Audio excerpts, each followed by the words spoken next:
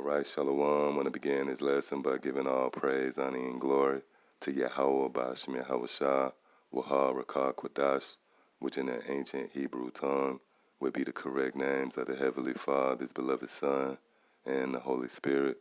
I also would like to give double honors to my teachers, the head apostles and elders, a great millstone. Much due honors and respect to the sincere brethren out there that's also laboring in His work.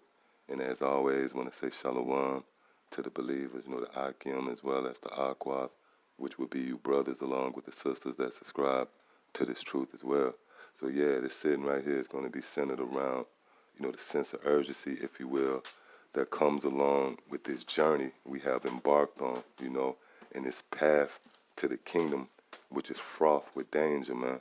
And it tells you that in the book of 2nd Ezra, the 7th chapter, around the 7th verse, how, this path is narrow and it's set in a dangerous place, man. As if there was a fire on the right hand and a deep water on the left.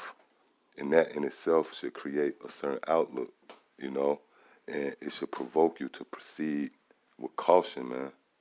You see that? And pretty much to look before you leap and to understand that there's no room for, any irresponsible, reckless approach when walking this path. And that's what I wanted to touch on in this lesson. And the men that you see in front of you on the screen is pretty much guilty of offending in this idea.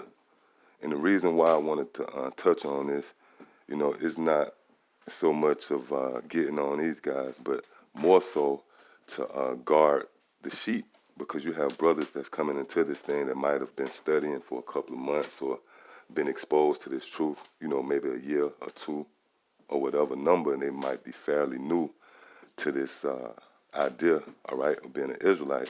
And you'll come across knuckleheads like this, and you will perceive that this is the way you should approach it, man.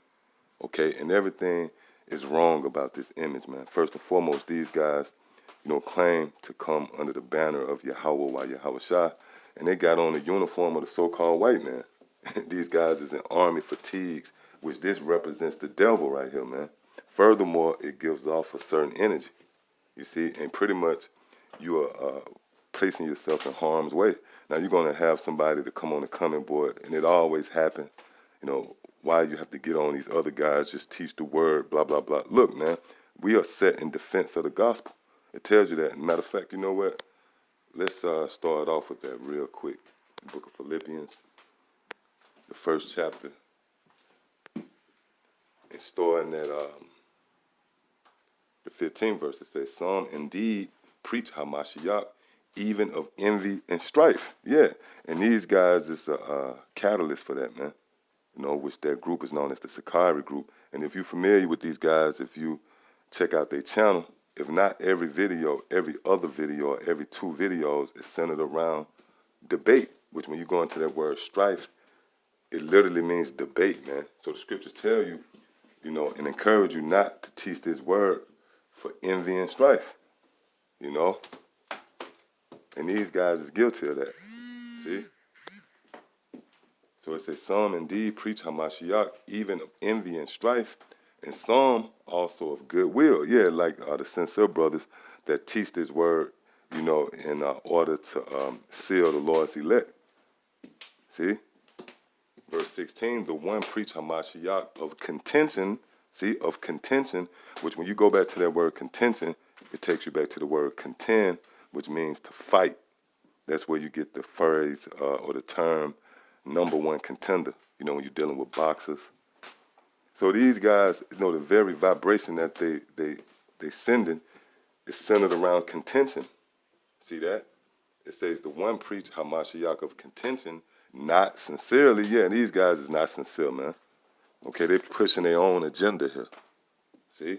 Supposing to add affliction to my bonds, but the other of love, knowing that I am set for the defense of the gospel. Yeah, so for all you guys out there who have a problem with the way we go about our business and the fact that we highlight certain groups when they go off and we get on them, which the scriptures encourage you to reprove and rebuke with all long suffering, that's a part of, being taught. You have to be scrutinized, man. And that's what the Lord is doing. No, it's not us, man. It's the spirit of Yahawashi that's scrutinizing you guys. See? And seeing who is fit or meet for the wedding. And a lot of you guys don't cut the bill, man. You don't qualify to be joined into Yahawashi because you take your own route. There's a certain way, the Lord sent us out. Matter of fact, let's go there real quick before we get into this lesson. The book of Matthew, the 10th chapter.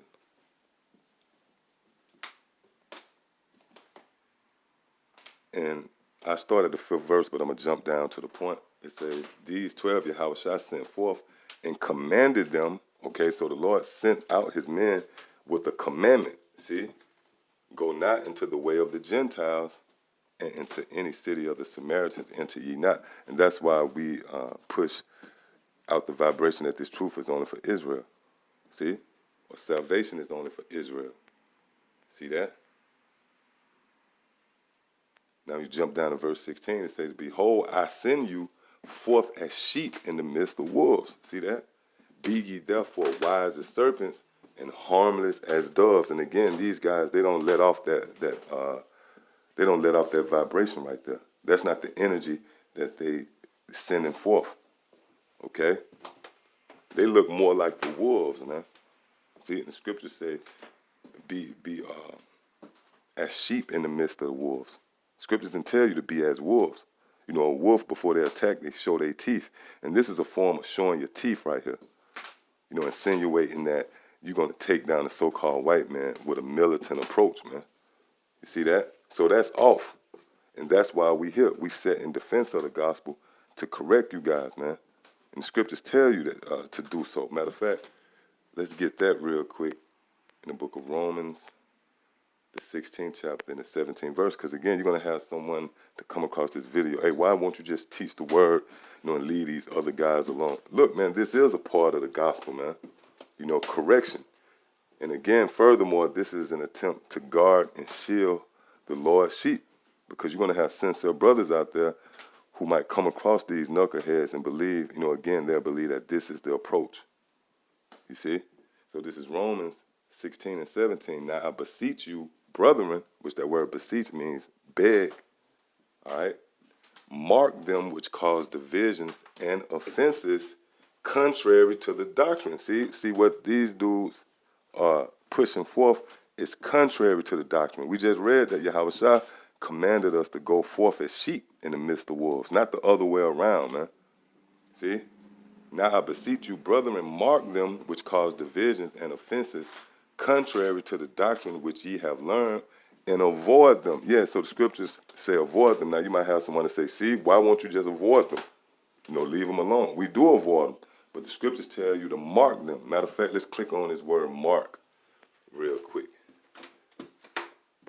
See what it says.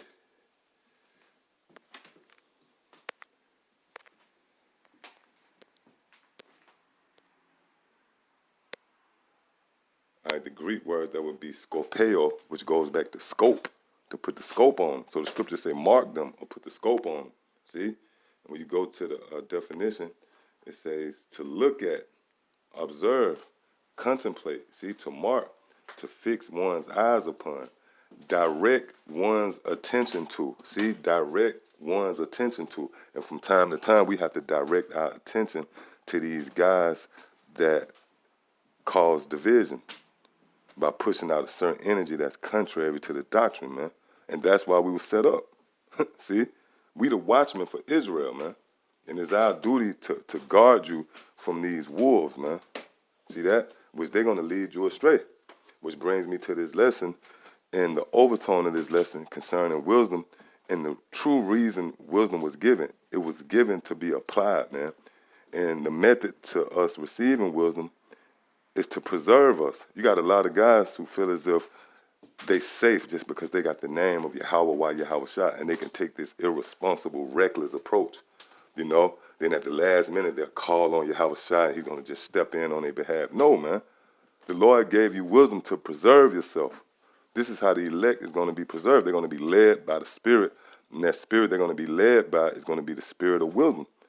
You see? Versus you guys who really attempt to tempt Yahawashi, the scriptures tell you not to provoke the Lord, man. Tempt ye not the Lord your power. And that's what you dudes are doing, man. You tempting the Lord just because you have his name and you feel as if you can do whatever the hell you want and the Lord's going to be there to rescue you. No, the reason you was given wisdom was to preserve you. Matter of fact, let's go there. It's the book of Wisdom of Solomon, the 9th chapter, and starting at the 9th verse. It says, and wisdom was with thee, which knoweth thy works, and was present when thou madest the world. See? And knew what was acceptable in thy sight, and right in thy commandments. See? So Yahawashi himself possessed wisdom in the beginning, man. See? Verse 10, O send her out of thy holy heavens. And that's what the Lord did. The Lord sent wisdom out of heaven, man. Wisdom is an actual entity. And you have a lot of knuckleheads that actually got a hold to wisdom, but they channeled that wisdom, you know, wickedly. They use wisdom, again, as a form to debate, you see, you know, for money, for filthy lucre. When this wisdom was given, you know, first and foremost to convey it to the Lord's elect, but also as a tool, if you will, as a resource to preserve us, especially in the time we're about to come into. See? Again, it says, O send her out of thy holy heavens, and from the throne of thy glory, that being present, she may labor with me. And yet, that's why we're able to labor, you know, study, research, because we are accompanied by wisdom. See? That I may know where it's pleasing unto thee. Yeah, that's another thing. Wisdom was given so we can know how to serve Yahawashi. We have a certain level of discernment, the do's and don'ts in this walk.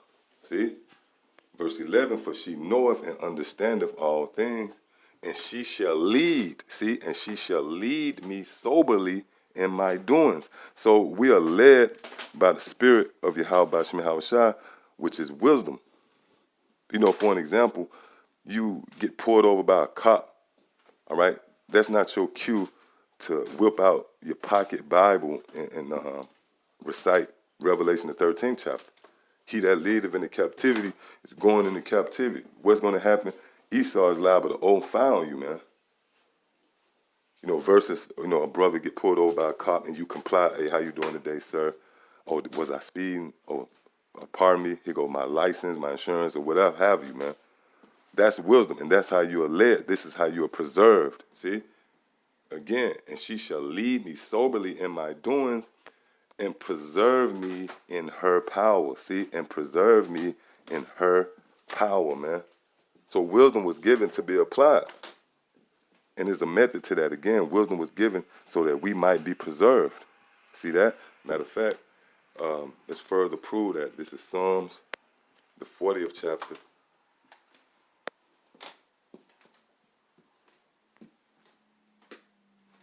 In the 11th verse, it says, withhold not thy tender mercies from me, O Lord, lest thy love and kindness and thy truth, see, continually preserve me. See, so it's this truth that preserves you. This truth wasn't given for you to be reckless with it, man. And again, these guys is guilty of that, okay? And they're going to lead many astray. Scriptures tell you if the blind lead the blind, they shall both fall in the ditch or the pit, which is what? Symbolic to America, meaning you're not going to get out of here, man. Okay? When you follow the blind, you're going to die right here in the pit. You're going to fall right here in America.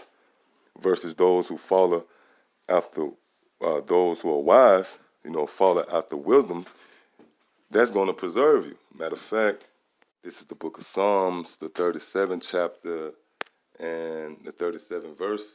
It says, mark the perfect man and behold the upright, for the end of that man is peace. Yes, so you should take the approach of marking the perfect man. And the perfect man would be one who possessed wisdom.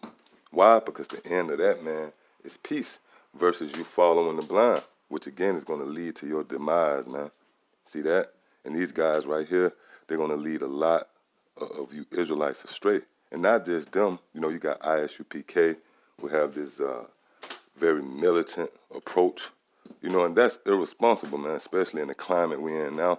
We got these devils looking to demonize us, man. You know? And you got a lot of guys out there that say, you know, you guys are scared. Look, we're not scared, man. We just apply wisdom. See? There's a certain way you are to teach this word. Again, we read that in the book of Matthew, the 10th chapter. The Lord sent us forth as sheep in the midst of wolves, not the other way around. All right? So this is the book of Proverbs, the 22nd chapter, in the 3rd verse. It says, a prudent man foreseeth the evil. Yeah, so it's not fear.